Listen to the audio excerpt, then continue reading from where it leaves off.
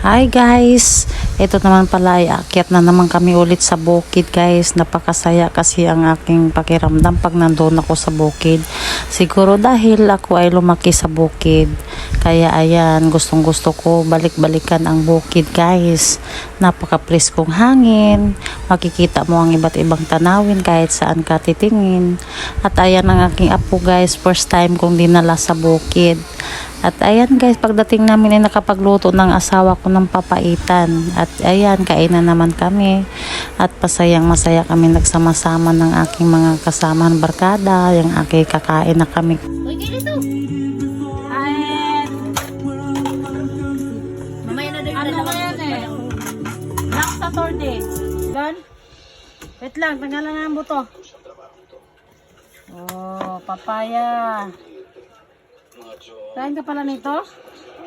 Mama, tanggal mo yung Opo, papaya po. Sinog sa puno.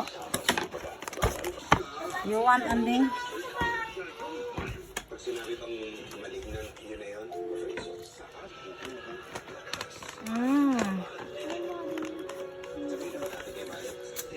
Ang tamis. Sinog sa puno.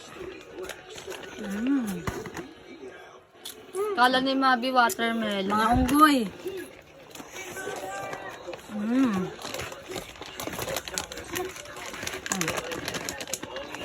Mga unggoy, kumain ng papaya.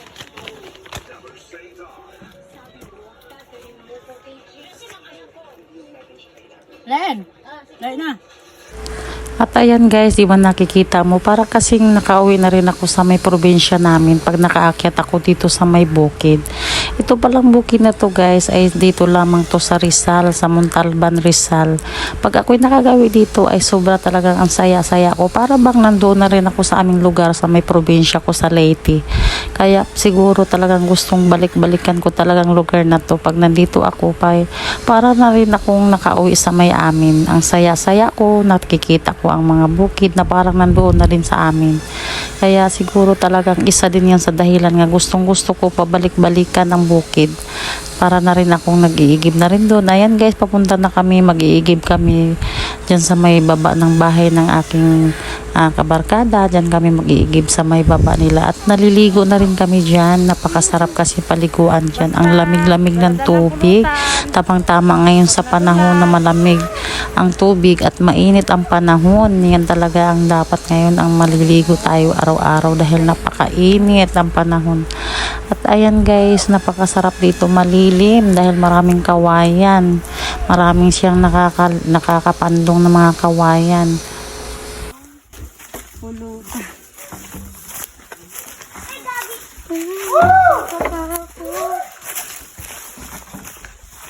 Ano kaya pa be? At dito naman sa palibot ng bahay ng aking barkada guys ay napakaganda tingnan, o diba? Lahat ng mga nakikita mo ay puro green. Diba napakasarap sa mata, napakalamig sa mata. Kaya isa siguro din yan sa mga dahilan kung gustong gusto ko talaga siyang balik-balikan.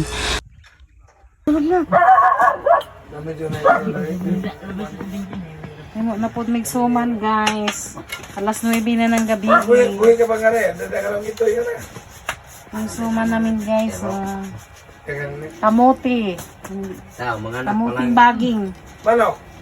Hindi to kamuting kahoy, kamuting baging. Dramatics na ito. Dalaw ka rin. Para bukas, para sa linggo ng pagkabuhay. Inuman na. Maliligo tayo. Marami kaming baon guys. Ang baon namin, sinaing na malagkit. Suma ng kamuting gapang at saka pansit, sinabaw na manok at inihaw na isda.